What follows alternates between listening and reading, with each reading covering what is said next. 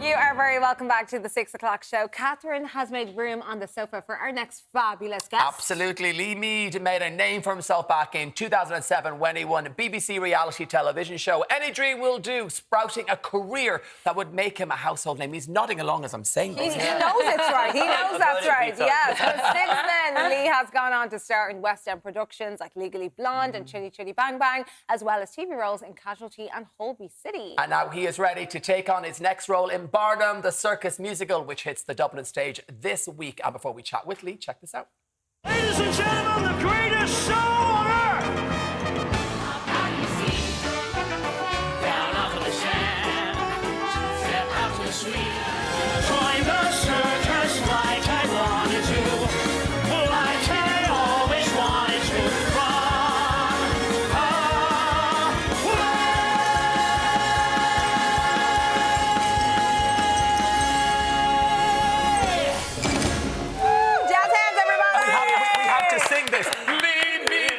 The 6 o'clock show. Thank you very much. A round of applause. Come on. Yeah. Thank you. I've lost my earpiece with all the singing and the dancing. Yeah. Tell us all about Barnum, the circus musical. It looks absolutely fabulous. Oh my God, it is. It's the most incredible, joyous show. I've been doing this 25 years, but honestly, I've never had so much fun in my life. I walk the tightrope. 8 shows a week, which is crazy. We need to pause. Yeah, check that. Talk to us about the tightrope experience. Write that down. I get scared every time I step on it. So it's 2 years. It takes 2 years to train to the height I've done, but I did it in 7 months, which is I don't know how I've done it, but it's a 1 centimetre metal wire, 2 metres up, and it comes at the end of the first half. But I'm driving the whole show as well. So it's exhausting, yeah. But you know, because this is a musical theatre gig, 7 months prep of just the tightrope. This is before you're doing scripts and musical numbers. Is this the most amount of prep you've had to do before going on to stage for musical theatre? 100%, yeah. That was about 70 pages of script and dialogue and big monologues. I don't leave the stage for 2 hours, but the payoff is amazing. I'm exhausted every show, but seeing all the audiences and the kids at stage door.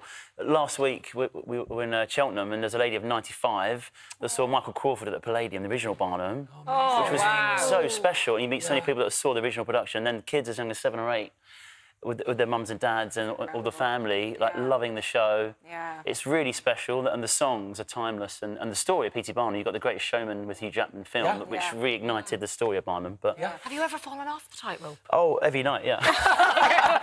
Yeah, so I think every guy that's played Barnum, from Crawford to Brian Conley, you sometimes get across first time, but normally it's second or third. But we've got a rule of 3, so if I fall off 3 times, we carry on with the song and finish the act. But last week, I fell off 4 times. I'm so stubborn. I kept Get back on. 6 times. I got across the 6th time, yeah, because I want to do it for the audience. But Catherine, I feel like you'd be good at the tightrope. I bet you could do this. I feel like you could give it a go. I definitely would give it a go. You'd commit. I would commit. Yeah, I would definitely give it a go. But have you any on, like, there's no safety bits and bobs? No safety net. Yeah, you're just up there on your own. And it's the hardest thing I've ever done in my life. It's crazy because the psychological aspect to it as well. You've got to block out the audience. There's 2,000 people, and just go for it, yeah. That'd be a hard no from me. Is it fair to say, Lee, you've been manifesting this role all of your life? I think so, yeah. So my nan and granddad, Nanny Leo and granddad, but they saw Michael Crawford at the Palladium, and they never had much money growing up, and they saved for almost a year to see Michael Crawford do Barnum. Oh, wow. And I get quite emotional talking about it. So they would have been so proud. But I generally feel they're with me every single show. Yeah. I really do. And they would have been so proud to see me play Barnum because it was their favourite musical. And Nan got a bit dementia towards the end of her life. And one of the last things she said to me was, "Oh, we saw Barnum in London. It was amazing. You'd love it." And it's such a core memory for them. Yeah, it really was. Yeah. And we did a school production. I played the ringmaster when I was 14 at school, and I painted the Barnum set at school. So it's amazing that I'm doing it now. I'm playing Barnum and doing the role. Much connection. Yeah. They'd be so proud. I've read that you almost, you said no to this role. Like, it could have been a no. Was this because of the tightrope? It was because of the... I won't do it. Yeah. So I'm lucky. It was a straight offer for the role, which is lovely. Yeah. And I met Jonathan, the director, and Julius, the producer, and went home and spoke to my partner, Izzy. I said, I've been offered to play Barnum. She's like, wow, it's incredible. I said, but I need to do training to walk the tightrope. And I was like, oh, it's a lot of effort. For us, like, a lot of commitment. Months and months and months. Yeah, but I almost said no, but I'm so pleased I didn't because it's What been amazing. convinced you then to say yes? I think my nan and granddad, yeah. and just the thought of them, you know. They would think it is so cool that you were out there doing that on stage. We It's touched brilliant. on it in the intro to this chat, but is it next year? Will it be 20 years since you won Any Dream Will Do? It Come is. on, a round of applause for that. Yes. That show. True back the curtain. Yes. It's fair to colour say coat. that show changed your life. Now, this was reality TV when reality TV was reality TV. How would you describe that whole process for you from start to finish? It was so surreal. Probably like your experience doing it. It was because you're just you, aren't you? You go out and do your thing, and I always loved performing. But then suddenly you're going out to 13 million people over 12 weeks. It was just insane. And the day after the first live show, the milkman knows who you are, and everyone on the street, but they're all voting for you. And it was amazing, incredible time. It was surreal, really surreal. Did you feel your life change immediately? It did, yeah. I was getting offered lots more work, which is great. They were giving me money. Yes, please. Yeah. I mean, speaking of work, like your CV, as we were listing out, it's so impressive. What are the career highlights that span over those 20 years for you? Oh, it's been a few. I've been so lucky. I can't believe it, really. I think I was one of the last performers to perform for the full royal family, the Queen and Duke of Edinburgh, at the Albert Hall for the Festival of Remembrance. That was really special. Bringing my own show to the London Palladium with a full orchestra, that was a big moment for my 40th as well, because Frank Sinatra, Ed Sheeran, Judy Garland, all the greats have played the Palladium.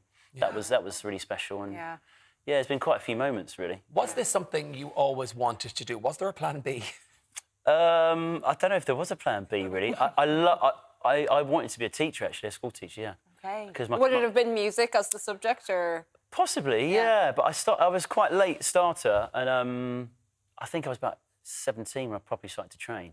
And I wasn't a stage school kid or anything. I did local shows and school productions when I was 15, 16. Was it more like you had a talent and you'd kind of friends and family tell you, go on, give it a go, like give it a real go? Yeah, I've got a really supportive family, and they're the most un-show-busy people you can meet. It's a normal family, and always been supportive. But it was my teachers at school that said, you've got a real talent for this and you should train and study, and I just enjoyed it. And one thing led to another. So, here you are. But I think the best performers, I've always said, I think, I've got to check on reality, and I've always said I take the job seriously, but not the industry seriously. You can't really. You're not saving lives or anything like that. Oh, yeah. Listen, we know you love a good dance. Would you treading the boards, musical theatre? Oh, something listen, you'd like to do? I love musical theatre, and I will definitely be going along to see you in action. Oh, brilliant. I love it. And I love to tell. I mean, I wanted to be an actress before I got into TV back in the day. Oh, yeah, like I did my speech and drama. And that's why I think, just want to hear you talk about teachers.